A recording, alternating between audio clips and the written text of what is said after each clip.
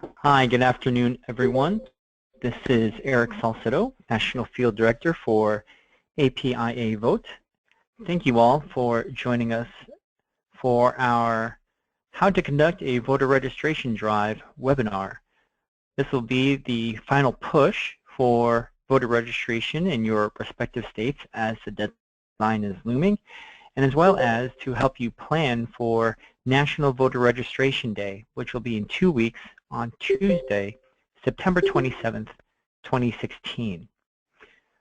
So just so you know, our partner states here for API Vote, many of you are in these partner states. We are now in 26 states. So over half the union, we have local partners like yourselves on the ground that are doing voter registration in their communities. Also for 2016, we have pushed out a public service announcement featuring Asian American and Pacific Islander celebrities such as John Cho, George Takei, Constance Wu, Vincent Rodriguez III, and Sonal Shah, pushing out voter registration, and this public service announcement is airing on Comcast networks until National Voter Registration Day on the 27th. If you haven't done so already, please register for National Voter Registration Day. There's a link down there, and we have our own link, so you could register as a partner of AAPI Vote if you haven't done so already. And that was in the email blast that we had sent out. So the agenda for this webinar.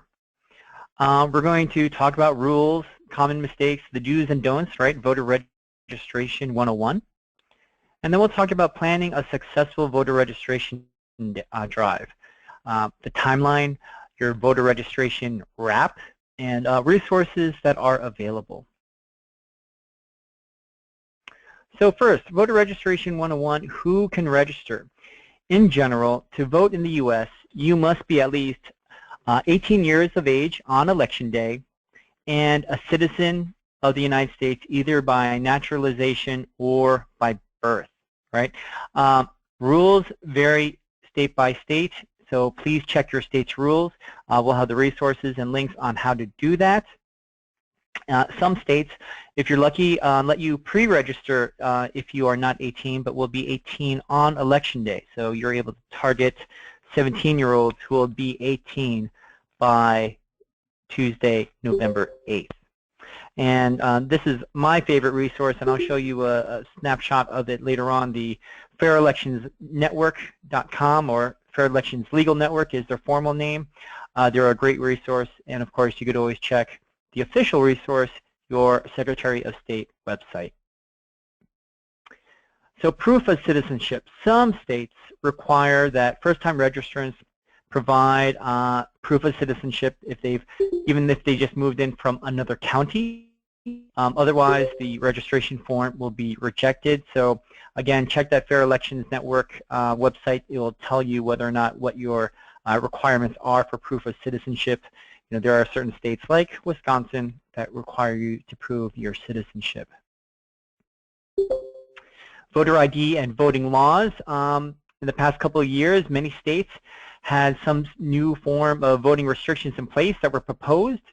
Also, some have required same-day voter IDs at the polls.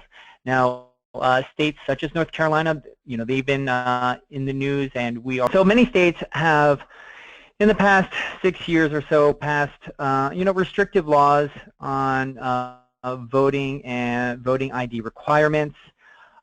There are cases that are going through the pipeline regarding North Carolina and other states, so please check accordingly to find out what has changed, because sometimes things can change just right before Election Day, as they did in 2014 in Texas and Wisconsin.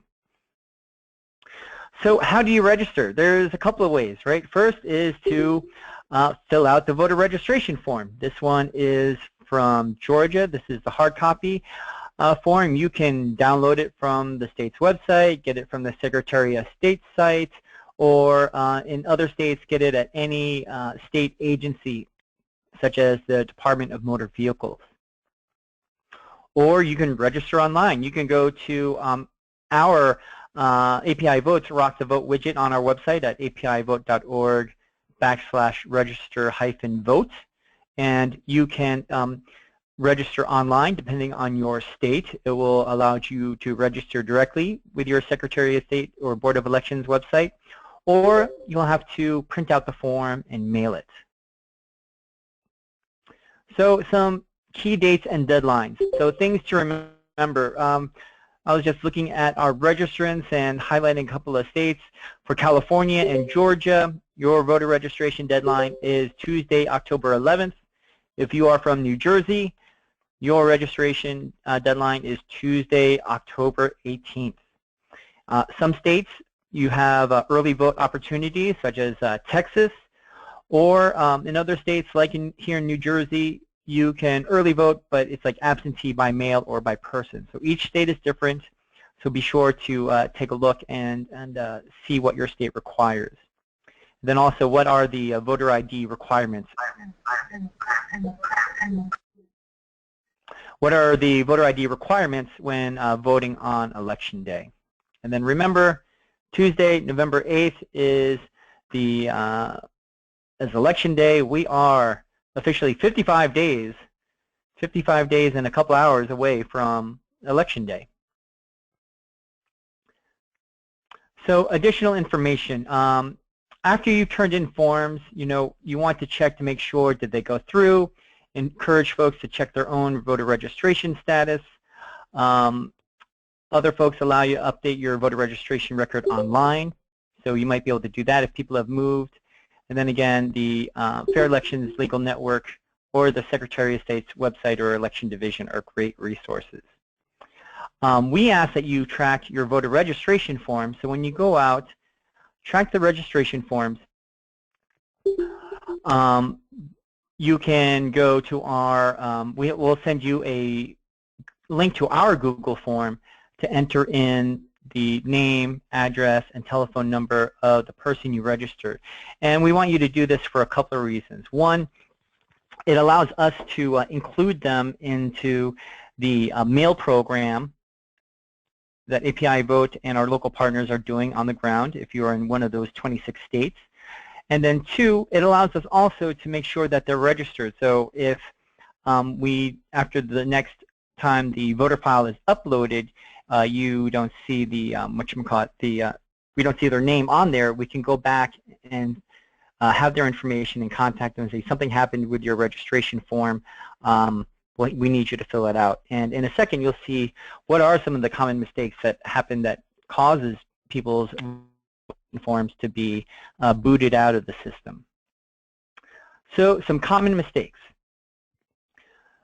Country versus county. So sometimes they put their country of birth versus the county they live in.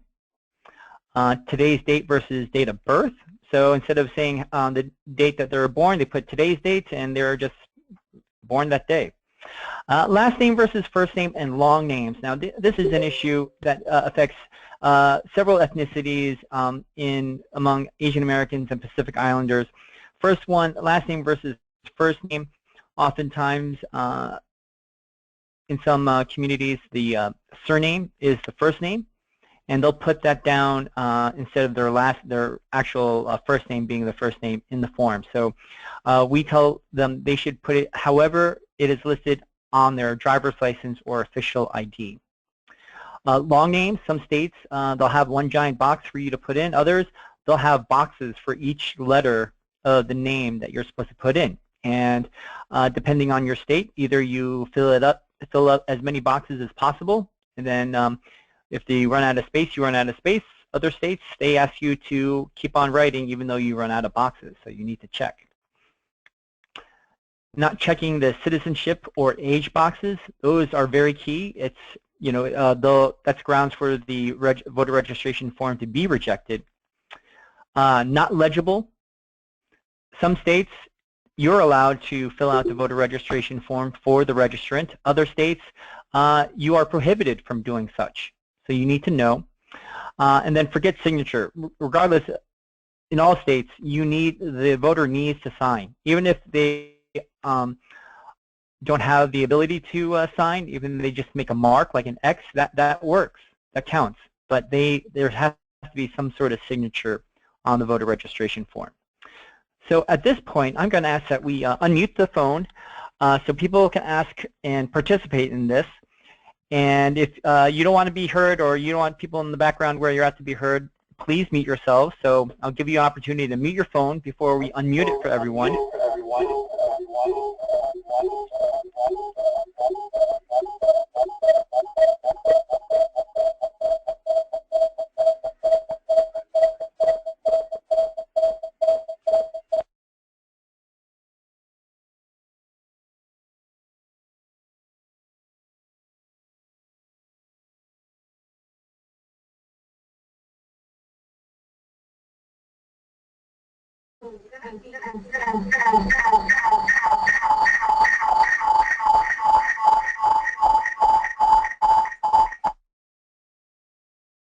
Okay, sorry. Oop.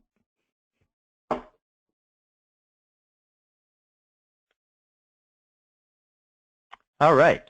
So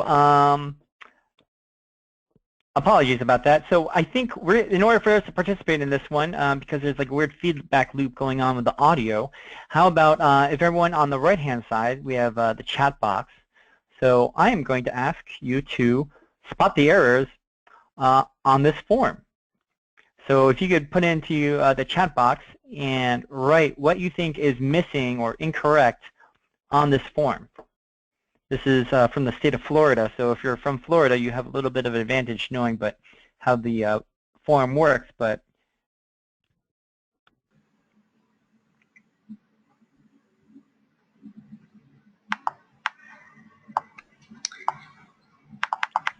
so Sanchita says county, and someone else said that first name is not legible. oh yes, that's a good one. So county and the first name not legible, those are good. Anything else? I'll give you a hint. It's near the top of the page. Box 2 and 3 need to be filled. That's right, Lisa. Thank you so much. So boxes number 2, I affirm that I am not a convicted felon. And number 3, I'm affirmed that I have not been adjudicated mentally incapacitated with respect to voting, or I have my rights restored. So these are little boxes that can stop people from having their voter registration process. So when you are doing your voter registration and you're training your volunteers, these are the things that you need to highlight, these hotspots on your respective voter registration. This must be filled out properly, right? So are you a citizen of the United States? That has to be filled out properly. You know, can you affirm that you're not a convicted felon? Yes. Make sure that the name is legible, or that the county is correct, right? Not USA, but the actual county that they live in. So let's try one more.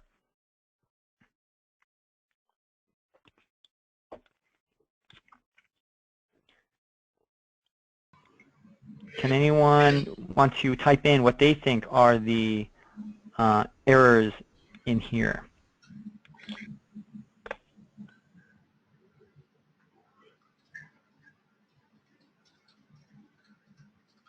I've already responded. So this is Christine from API Vote. For anyone that would like to speak up, I could go ahead and unmute you one by one. So just go ahead and type in your chat box if you have a question or if you have a comment. So right now, Lily Liu says, is it possible to know some API voter stats? How many API citizens in 2016 are eligible to vote? Which states have the most? Is there a website that lists out this information? That information actually is available on API Vote's website. It's apivote.org/research. That is, we actually have state-specific fact sheets for, and it actually outlines data on the API population and voting age population.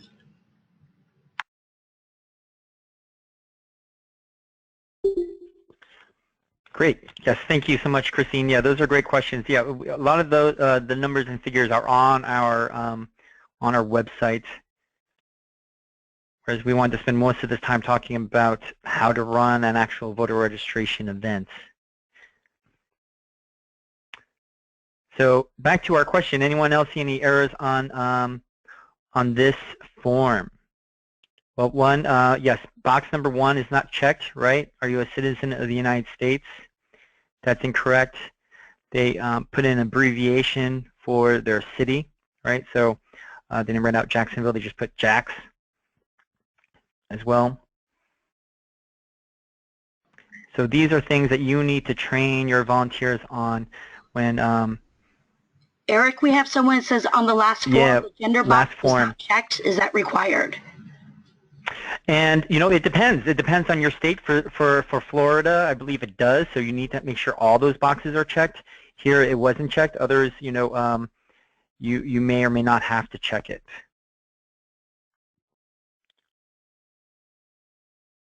Your telephone number optional. That's okay. It's crossed out there.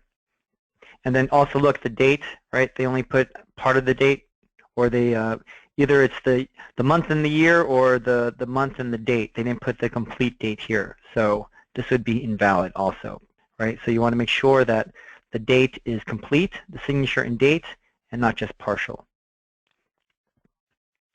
So some do's and don'ts. It's easier if I tell you what the don't is first and then what you can do, right? So for those that are interested or have the capability, you cannot offer compensation per voter registration. So you can't say, I will give you $20 or $5 for each voter registration form you come back with. You cannot do that.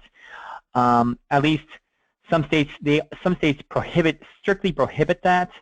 Other states, they don't exactly prohibit it, but we feel it's a best practice not to do that anyway. Now, if you're a partner organization of API Vote, you can offer compensation by the hour or by the shift for your canvassers that are doing voter registration. Don't give out freebies to people who you register. For example, if you are at a fair or a festival and you have a table, and you're giving out like chocolate or little tchotchkes or bags of rice to people who register to vote, you can't do that. You can give it to everyone who comes and stops by your table, but we suggest you even go a further step and have a sign up that says free for everyone. That way, should people who are watching you to make sure that you are following the letter of the law, they take picture or video of you, and in that picture or video, it just appears that you are giving out the free rice or candy to those you register. You will have a sign up that says it's free for everyone, so that they can't allege that you are only giving it to the people who you register. And don't tell the registrant what party you belong to or what party they should join. That's a question that many of our folks who do voter registration often get. They say, well, who do I register for? What party are you with? You can just say, well, you are doing this on a nonpartisan basis, meaning that your organization has a special 501c3 designation, tax designation, and in order to protect it, you cannot tell them which party you belong to or which party they should register.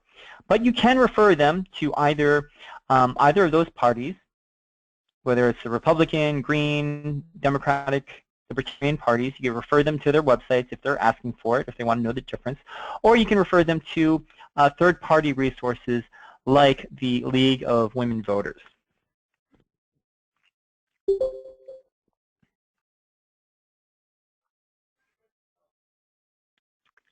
So planning a voter registration drive. 5 rules to a successful drive. Well, 1, you want to know the rules and set goals, right? I think the biggest thing here is know the rules. I think in terms of setting goals, we have only so many number of days before your respective deadline, so I would just try to get as many voter registrations as possible. But, you know, I think knowing how many volunteers you can get will determine what your goal can be. So we'll go over that towards the end. Make a plan, right? Where are you going to be able to go in the next 3 or 4 weeks to do voter registration? Recruit and train volunteers, and we'll go over a component towards the end about recruiting and training your volunteers. Keep good records, because we went over why we want to keep good records in case any of the people we register run into a problem. And then double check your work, because as you saw earlier, the forms are, they're hard for people to fill out sometimes, and we want to make sure that when we are registering people to vote who have the expectation they're going to be registered to vote on November 8th, we want to make sure that their application gets processed and they're able to vote. So know the rules. Again, so this is that website I was telling you about, Fair Elections Network. That's Fair Elections Legal Network is their formal name. That's their website. If you look, they have state-specific guides. So you could just click on your state, and it'll tell you what you need to do if you are going to coordinate a voter registration drive in your respective states. For example, in Virginia, you need to take a training if you are going to be requesting more than 25 voter registration forms. It will tell you if your state allows you to photocopy the voter registration form. It will tell you if you're allowed to make any marks on the voter registration form. For example, in Florida, you're not allowed to touch anything on the form, whereas in states like Illinois, you could fill out everything up until the signature part and then just have them sign the form. So keep good records. Track numbers of volunteers and voters registered per event. This is good, not just for but for API Vote and us in general, because we want to know what is the most effective way of registering APIs, especially during this crunch time right before the election, where the election is fairly on a lot of people's minds. So where can we be most fruitful in registering our community? Of course, track where the cards came from. Collect and keep all registration cards in one location.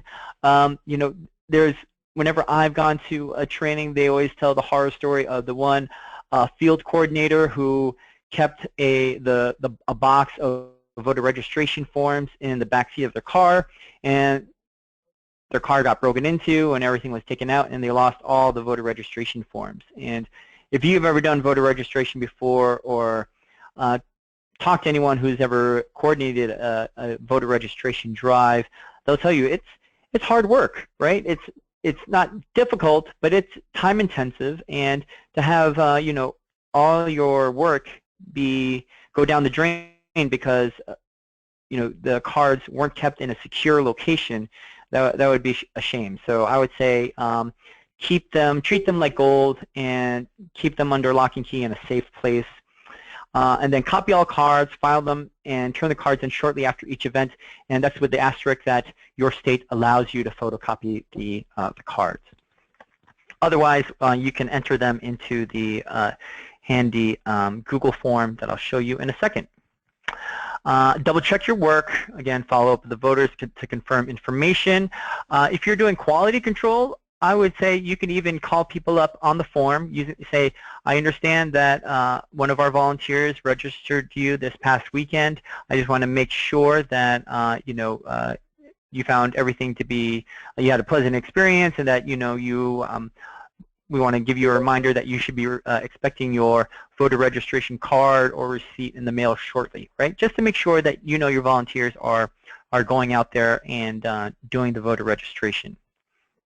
And of course, then we want to keep these lists ready and up to date for GOTV, right? Get out the vote on Election Day. And that, by you double checking the work and keeping a log, that allows us, API Vote, and the local partners on the ground to activate them for Election Day. So, rolling out a voter registration drive. What are the steps? The steps in terms of planning a successful VR drive. And for example, we'll use Tuesday, September 27th, National Voter Registration Day, as the event, since that works out with our timeline. So let's identify an event. So in 2 weeks, where is some place that you can go either that weekend or the weekend after the 27th, where you can go and register a large number of voters, or just even a small number if it's like a meeting or something. Secure a staging location. This is telling your volunteers where you're going to meet. So if you are at a festival or a fair, you could say you're going to meet in the south parking lot underneath the awning.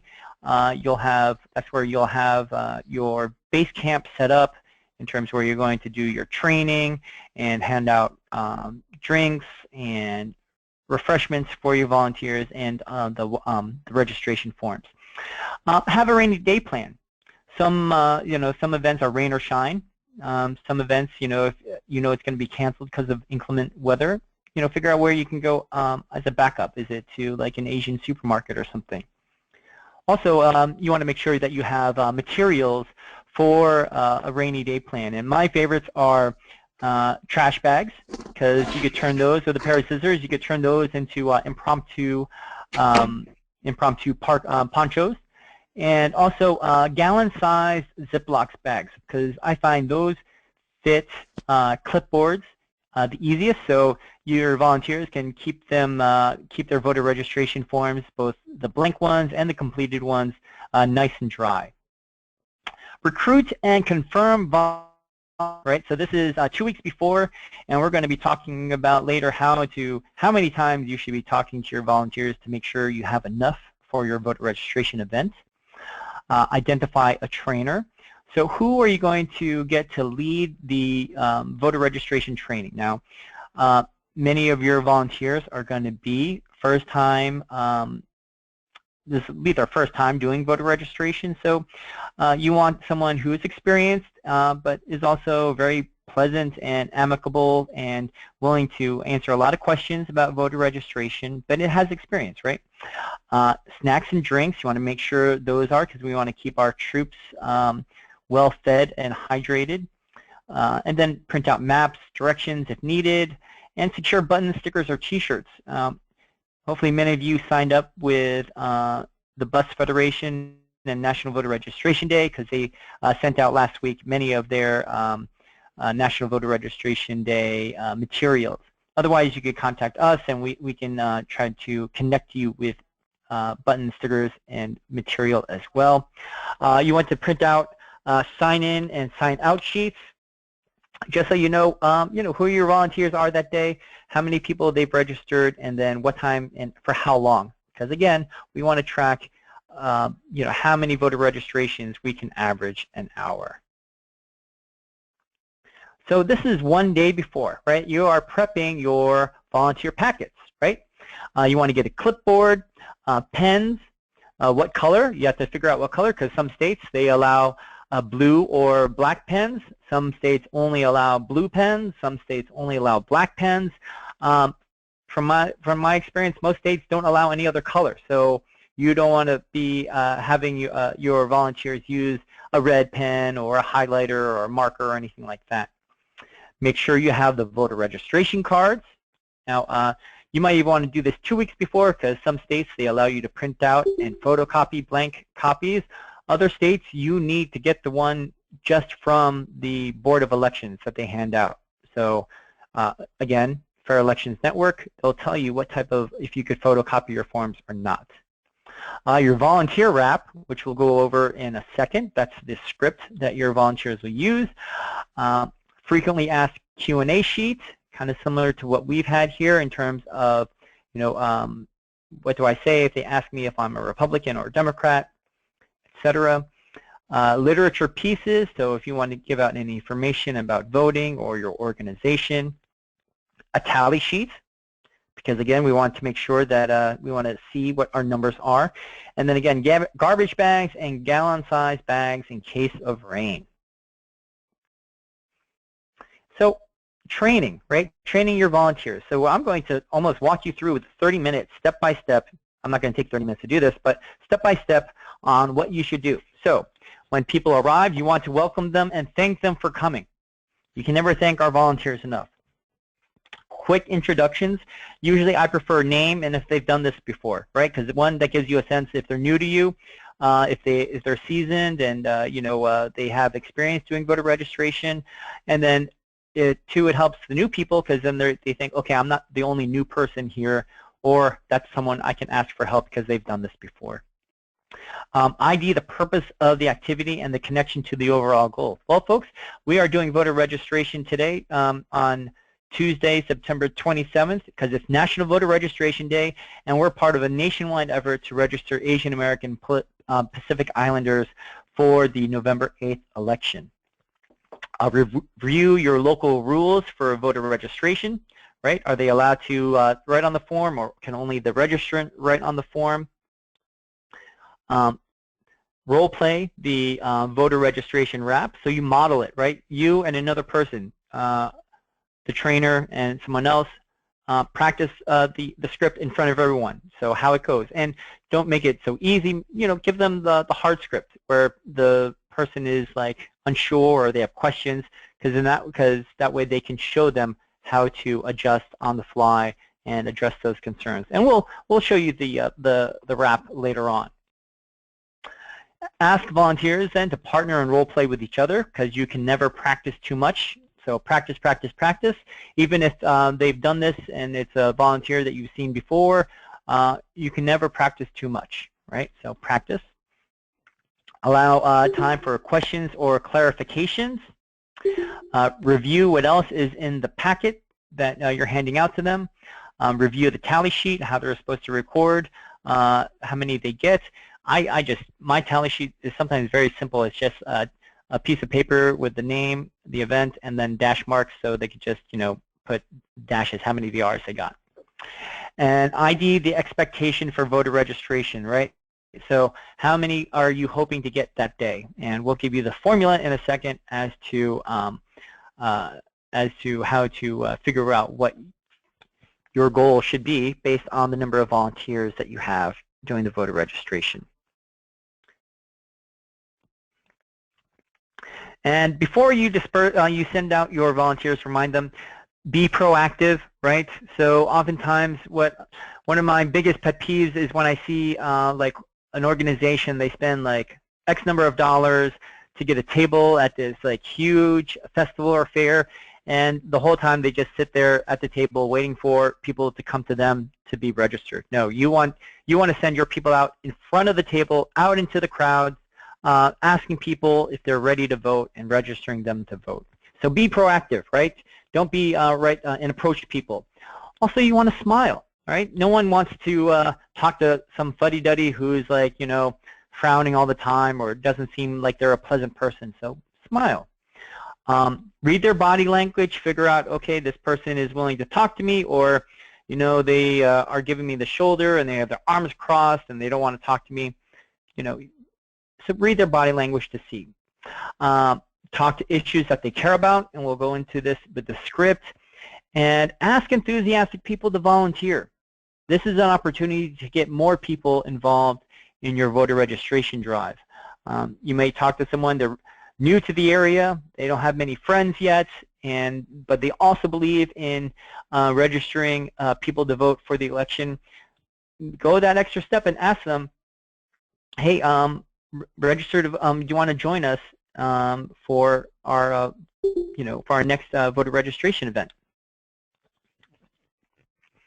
Then you catapult your volunteers, you send them out, right, to do voter registration, but you don't wait until the end of the voter registration event to check back in with them.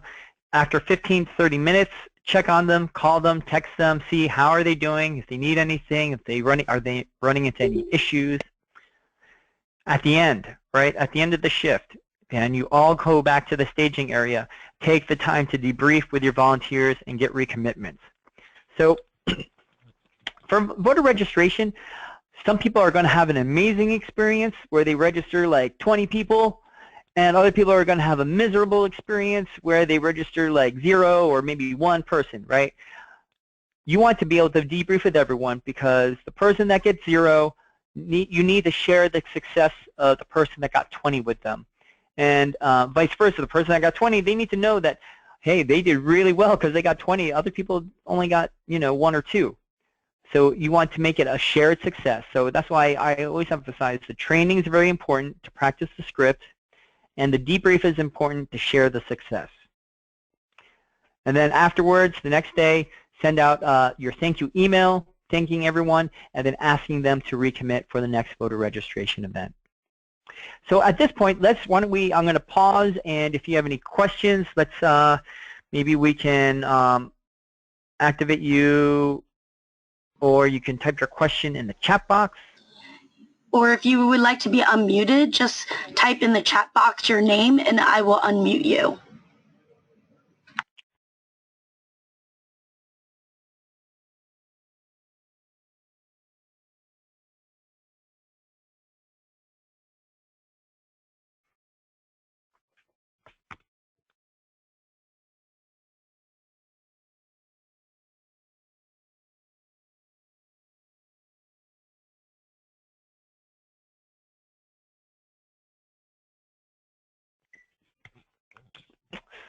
Okay, last call for questions. Oh, here we go.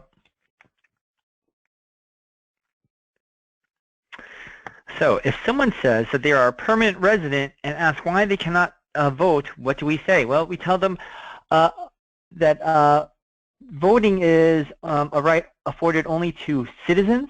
So if they are a permanent legal resident and they are eligible for citizenship, we would encourage them to become citizens so that they can participate in the next election. That's what I would say. Great question. Any others?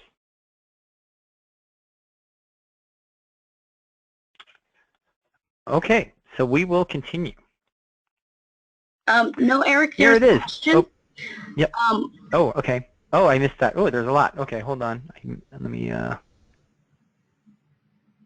scroll down. Next question is, okay, what is the qualification of the volunteers? Do they need to be, does it need citizenship? Oh, that's a great question. For the most part, yes. They need to be citizens. And again, this depends, this is like the local rule. Some of them, you just need to be a resident of the state. Others, they require you to be a resident of the actual county that you're doing voter registration in. So that you do, that's where the local rules really, you know, apply, and you need to know who can be doing the voter registration. But that's a great question. This is Christine. We'd like to clarify, the majority of the states, if you're not a citizen, you can volunteer. The majority of the states do allow you to. Oh, great. Thank you, Christine. Now, yeah, I was just kind of speaking to personal experience on that one. Those who are younger, who are 18 and younger, that we encourage them to still volunteer with your voter registration drives or even get out the vote activities like phone banking and voter education. Great. We got a question clarifying the National Voter Registration Day.com. Register with them, or you could register with API Vote. There is no difference. The only difference is that if you register through our link, then you'll be considered one of our partners, and then they'll just boost up our other partners and API Vote, so that we can show we have X number of organizations and members who are doing voter registration. In addition, if you use our link for National Voter Registration Day, we will be able to keep track of the organizations that are signed up with us. And as it gets closer, we'll also provide you with additional talking points and materials. We are also trying to get a list of voter registration drives that are being conducted by the AAPI community, so that way we could send out a press release, as well as highlight on social media all the great activity that is being done on National Voter Registration Day, or even the weekend before as well as the weekend after. The next question was, where do we get the rules for each state? And if you close your eyes for a second, I'm going to scroll back up to this site, the fairelectionsnetwork.com, http :// fairelectionsnetwork.com. This is my go-to source for voter registration for each state. If you've ever tried to go to your state's website, that is also an authority, but this is like the quick reference, you know, not having to click through different pages or scenarios or trying to find out if you're looking at the right site. This is the one I go to whenever I have an immediate question that I need answered about, like what is the online registration deadline for such and such state, for Illinois, or what are the requirements for same-day voter registration in Minnesota or Wisconsin.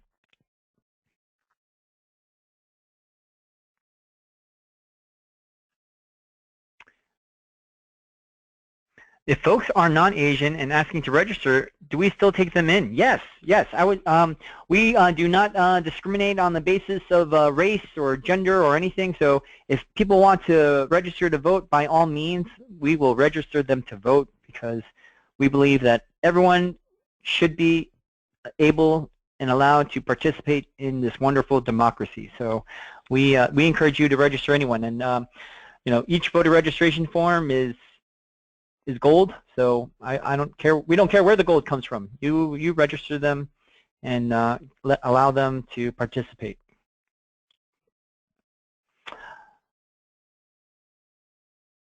Okay, I think in terms of getting involved in Georgia, we have strong partners down there in the ATL and in the surrounding areas. So we will connect you afterwards with a representative from that organization.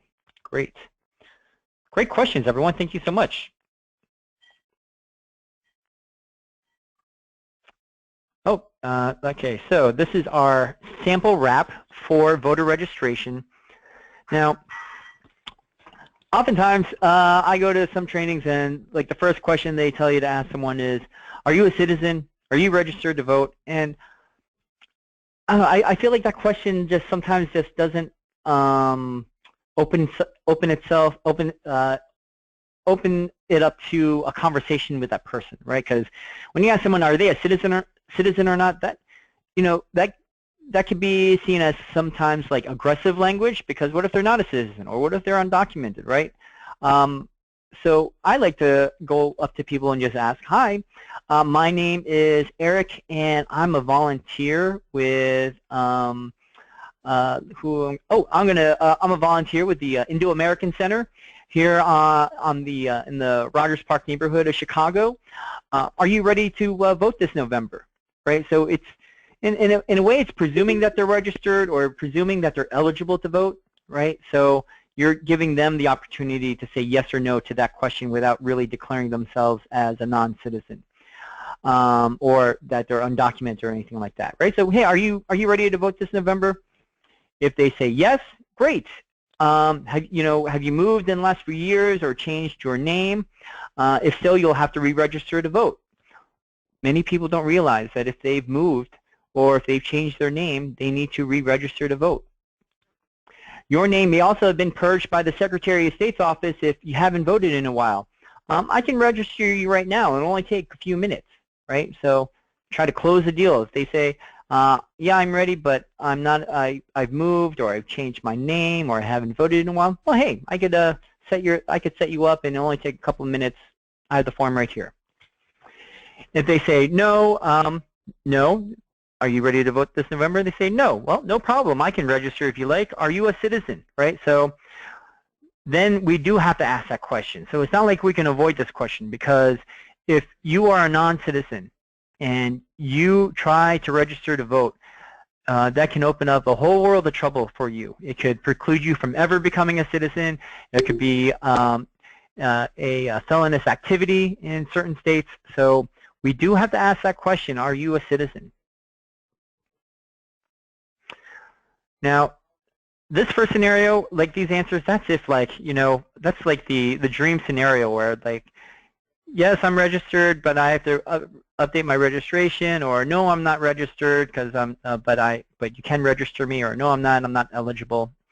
Oftentimes, you'll get answers like, well, I don't want to vote, or my vote doesn't matter, or those politicians ignore us anyway. And this is an opportunity where you have to speak from the heart and speak truthfully as to why you feel it's important that we register to vote. Now, oftentimes people will start citing statistics or the importance. That looks nice on a piece of paper, but when you're talking to someone face to face, it has to be a heartfelt reason as to why you believe it's important for us to vote. So here's a sample. Issues that impact our community don't get resolved or addressed by elected officials because they think we don't come out to vote. Now, you can insert your issue here. It could be healthcare, women's rights, education, or the environment. I'll say the environment. The environment is an important issue for me that I want to hold my elected officials accountable for. What issue is important to you? Right? So you want to absorb what they're saying, kind of pivot it, and then push it back to them, and turn it back to them. What are issues that are important to them? Now, this is also an opportunity for you to make a lot of, you could make some quick assumptions about the person you're talking to, right? If they are male or female? Are they older or younger? Are they like a grandparent's age? Are they like a senior, right? Those are different issues that you could start guiding towards them based on their demographics. So for example, if I was talking to a senior, I'd be like, I would say, elderly services here in our town is an issue that I want to hold our elected officials accountable. I have grandparents that we are taking care of in addition to our children. So, we're being sandwiched by these two, our older generation and our younger generation. I want to make sure my parents have the quality of service that they deserve, which is why I feel it's important that we vote. Or if they're walking with a stroller and they have young kids, you could be like, hey, education is a huge issue, right? And you could use that as a lead-in. So now I'm not saying like just cater the issue just for the person, but you have issues that will relate to the person that you're trying to register to vote. Practice talking about those issues and speak truthfully to them so you can relate to the person that you're trying to register. And then you could close the deal, right? If more of us came out to vote, we could show our power and solve the issues you're talking about, right? But we have to act now. Can I help you to register to vote, right? You want an ABC there. You want to always be closing and ask them if you can register them to vote. And, more often than not, they'll say yes, especially if they're already eligible or if they need to update their registration. But you can persuade them and register them. Now, if they keep on saying no, then you have to move on. Like, I think a good rule of thumb is 3 no's and then move on to, like, if they say no, I don't want to, then you do your persuasion. If they still say no, and then you do your, well, we have to act now. And if they say no for a 3rd time, then say thank you for your time and move on to the next person to vote. Because there might be other reasons if they're not sharing with you as to why they don't want to register to vote. Questions about the script? Okay, let's see. If you don't vote regularly, how long can you vote before you need to re-register again? It depends. Some states it's 2 election cycles, so about 8 years. I would say that if you're talking to someone and they hadn't voted since maybe for like in 2000 or 2004 or even 2008, I would definitely register them. It's always good just to I'd rather err on the side of re-registering someone who's already registered to vote than assuming that they're still registered and their registration has lapsed.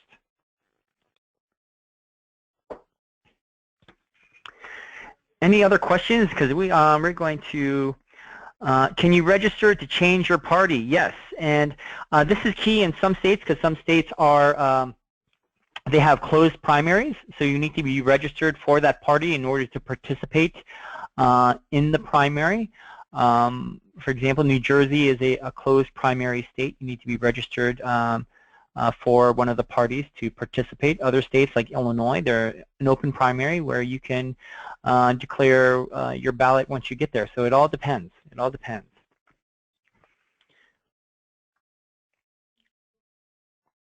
Great. Any other questions?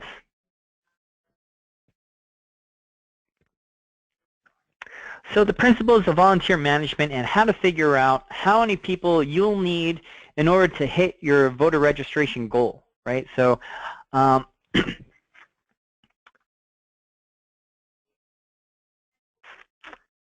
so for one volunteer, we usually allot one volunteer shift, which is about 4 hours. Now, they're not going to be talking to someone for 4 hours. It's usually about 3 hours, right? But you want that extra hour for the training, for the debrief, for them taking breaks, right? Because if it's hot outside on the 27th or at the festival that they're at, or they need time to get to a certain part or drive to a location. So we usually allot 4 hours for one shift. And depending on the tactic, volunteers can register between 2 to 5 people an hour. So it ranges, right? It depends on the traffic, depends on the type of event that it is, who is it attracting. Sometimes if it's it might be a festival where you have a lot of people come in, but a lot of those people are from out of state. so they're from a different state, and you can't register them to vote, right? Because you can only register the vote in the state that you live in or that they're in. So it depends, which is why we want you to track how well you do, because we'll know for future reference, hey, we should have sent more people to this one festival or this one church or this one temple because of all these people that we registered, and we would have gotten more had we had more volunteers. And then the rule of halves, right? How many people do you need to contact to get your volunteers? So we'll go over that in a second.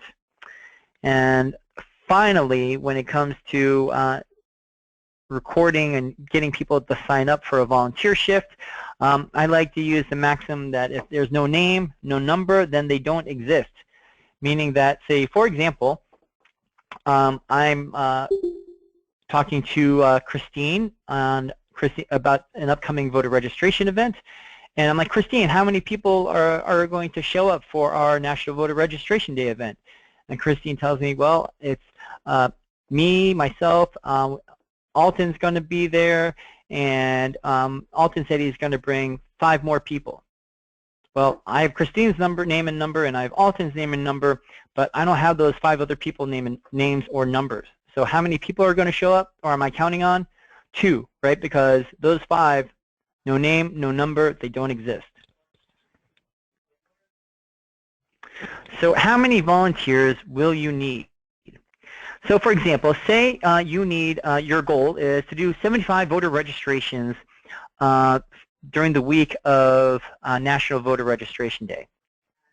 So if you are going to, let's say on the low side, right, you average 3 per hour, right, you're going to need 25 volunteer hours in order to hit your 75 voter registration goal. And if you have 25 volunteer hours, and remember, instead of 4-hour shift, it's really a 3-hour shift, right? Because that hour is built in for training, debrief, and breaks, and transportation. 3 into 25 is 8, but we always round up, right? So 9. We're going to need 9 shifts. So you're going to need 9 volunteers are needed for a 4-hour shift, needed for 4-hour shifts to register 75 voters. So I'm going to need 9 people next week or in 2 weeks to register for 4 hours so I can hit my 75 VR goal. So how are you going to get those 9 volunteers? Well, if 9 volunteers are needed, 18 are going to have to say yes, right? This is the rule of halves. So if 18 say yes, only 9 are going to show up because of drop-off, flakiness, or things come up, emergencies.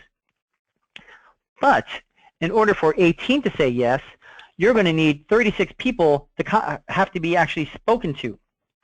So you have to speak to 36 people on the telephone or in person or by email and get them to say yes, or talk to them so you can even ask them. But in order to talk to 36 people, you're going to need at least 72 phone numbers to talk to 36 people to get 18 people to say yes, so that you have 9 people to show up in 2 weeks. Any questions about the rule of halves?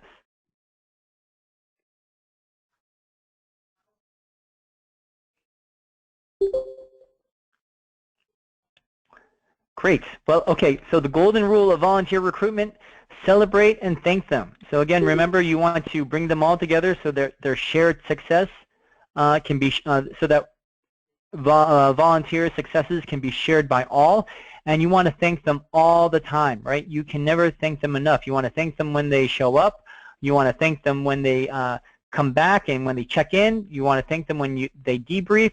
You want to thank them in their email, and you want to thank them when they sign up again for the next volunteer opportunity, all right? So you can never thank your volunteers enough. And at this point, I want to thank you all for taking the time to be with us this afternoon for our voter registration webinar. I think if there are any other questions, I think, Lisa has a great suggestion. She brings a laptop with her at voter registration events so that she could check the registration online to see if they're registered, and if not, she's able to register them right there on the spot. Great, that's a great idea. So many of you might be able to do that with a laptop or, depending on your state's website, a tablet or iPad. Hi, everyone. This is Christine from API Vote.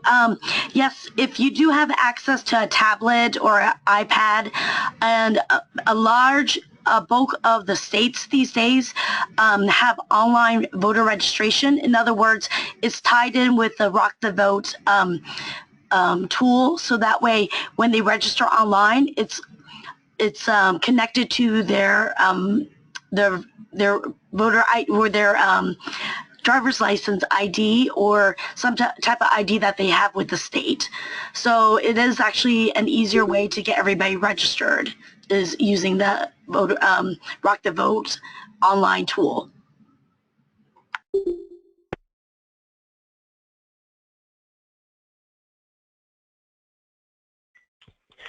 Great. Any other questions?